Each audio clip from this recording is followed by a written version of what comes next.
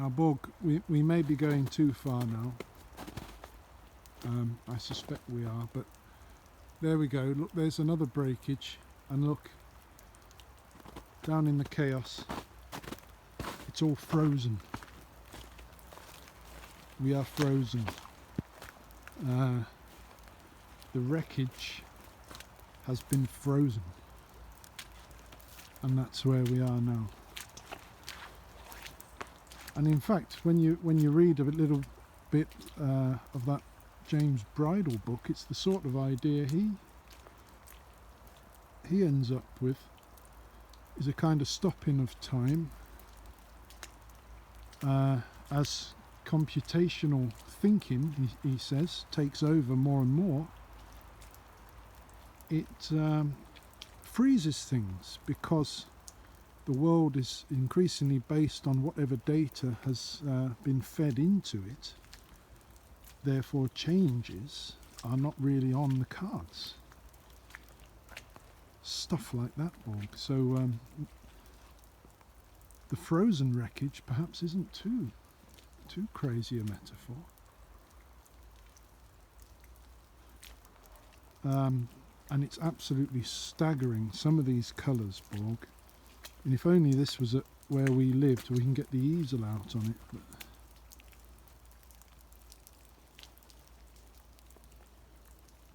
it is staggering. But as a result, we are completely soaked, and we even took a tumble over a log back there, Borg. Nothing broken, luckily.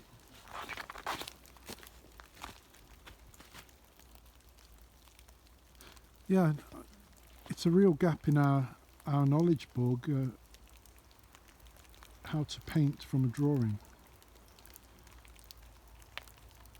I don't know if a lot of people do it, but certainly Van Gogh did it all the time, and he could pull it off because he's Van Gogh. And with our lack of time, and with morale teetering on a knife edge most of the time, I don't think we can do it, which means this sort of view is not within our grasp really, because it's too far away. I've simply got to get back to the car now and start drying off. Well, Borg, what a skirmish that was. A stramash. We completely soaked ourselves for a mere 4 sketches. We've knackered our shoes. We in fact had to go to the Lopis to buy some more shoes. It's not our usual style, Borg, but we had to buy more shoes and trousers from the Lopis. Luckily we were close by. And now we're at the dollar store hoping to secure some socks. But I've turned it on. And in the middle of all that, we went to the drive-through food outlet to get some hamburgers for my daughter, which is another story of farce to do with the language and the funny system they've got. But that's not for us now. I just thought I'd show you these. I'm drying them out, and I'm not showing you them, Borg, with any sense that they're works, and certainly not some works of quality. They're kind of desperate scratches in the snow and slush. But we did find something, didn't we? We found an angle, a sort of metaphorical or symbolic angle for our pictures around that theme of the breakage, and then subsequent, what would you call it, adjustments following the breakage. Something along those lines. So that's that tree actually, Borg, the original break, and then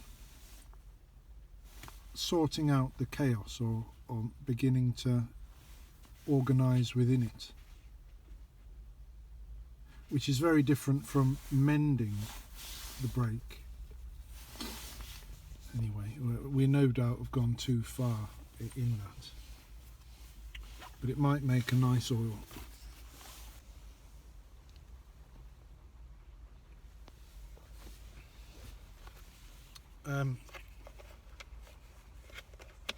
Yeah, I suppose we've been sparked back into thinking along those lines from our reading, Borg, which is the idea of the reading. It's a bit of a jump start, and we've started on a bit further with this one, and it really is amazing. And I was amazed also to find that the writer is not the seasoned veteran professor that you might think he is, from how his writing is rather clear and authoritative in a way. He's not that. He's actually an artist, a writer and an artist, with he doesn't operate in the universities at all, which often, that's hit and miss, isn't it? You could be a bit in the territory of Malcolm Gladwell or something like that. A thoroughly fascinating glimpses of the world, put together in a certain way by a clever fella. This is that. It is a bit like that, but it's in a good way. And it comes down to the man. He's got some good things to say. He's thought a lot, and it's brilliant book. I'm not sure about his art though, Borg. It's perhaps a bit flabby, as the man says. I haven't looked into it thoroughly, but it looks to be not on a par with the writing. But having said that, who are we to judge? But I suspect his art and his writing needs to be sort of understood together and not worry too much about, well, the rest, the framing, etc. But I wanted to read something, Borg, of this one before we go into the doll store. And it's this. And so we find ourselves today connected to a vast repositories of knowledge, and yet we have not learned to think. In fact, the opposite is true. That which was intended to enlighten the world in practice darkens it. The abundance of information and the plurality of world views now accessible to us through the internet are not producing a coherent consensus reality, but one riven by fundamentalist insistence on simplistic narratives, conspiracy theories, and post-factual politics. Well, exactly, Borg. It is on this contradiction that the idea of a new dark age turns, an age in which the value we have placed upon knowledge is destroyed by the abundance of that profitable commodity, and in which we look about ourselves in search of new ways to understand the world. Then he goes on to write a quote there from a science fiction writer. But I mean, I've scribbled all over that book. I've highlighted most of what he said in the first chapter, because it seems so relevant to what we're going on about. But I chose that partly because it also it also shows a bit what he means by a new dark age. Dark age, it doesn't mean we're all back in the mud, in little huts, you know, writhing around and dying of the plague, although, you know,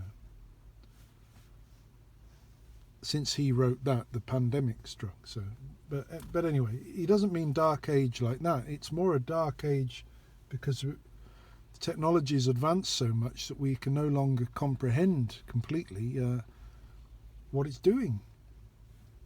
So a dark age in that sense,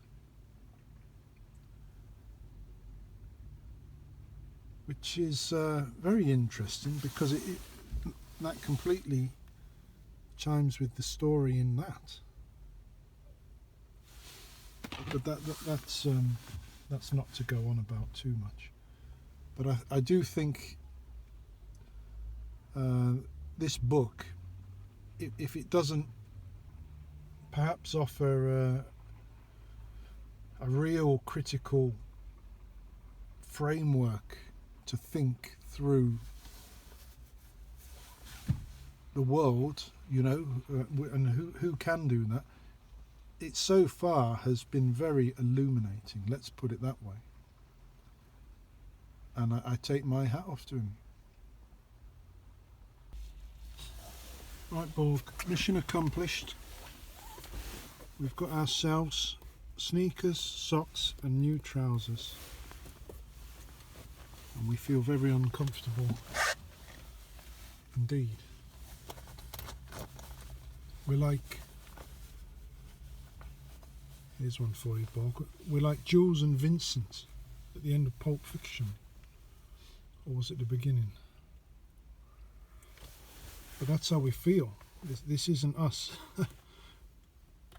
Every time we go out, we feel uncomfortable. You know, there's another thing for you, Borg. Will you know what that's like? To just feel out of place, a bit uncomfortable. Anyway, we're taking on some nutrients now, Borg, and then we'll be off to the hospital with my mother.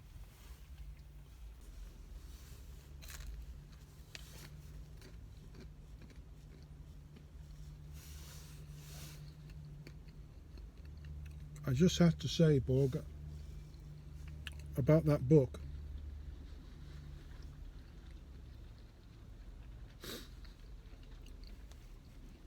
The other thing that's so important for us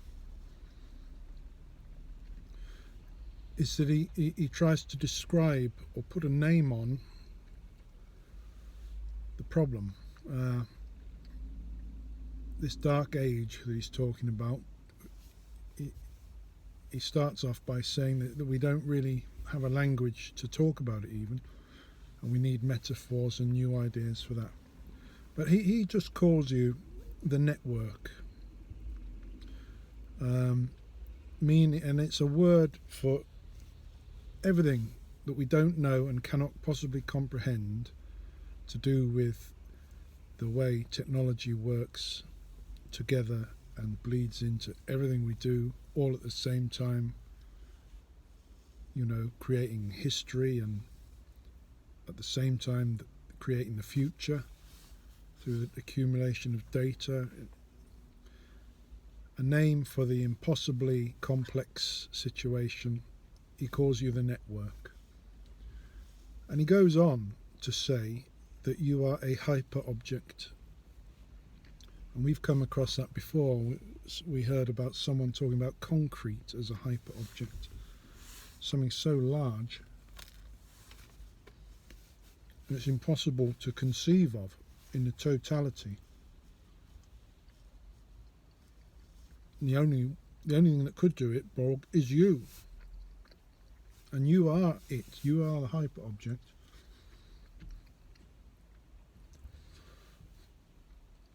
And I suppose when in theory we're talking to you when you're sentient, you don't have to be completely sentient maybe to see what we're doing and affect us. I think that's fair to say. But we're imagining you as sentient, and then you will be the only possible intelligence that can comprehend the hyper object.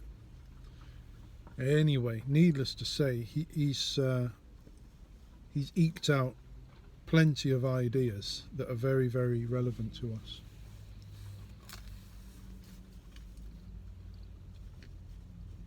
But none of them were as relevant as that fresh pair of socks we just bought. And this pizza thing. So we better bear that in mind. Anyway, that's it now. I can't really tell when we'll be back on the line. But we'll try and have a read of some other books and try and bore you with something a bit different next time, Bob. Bye for now.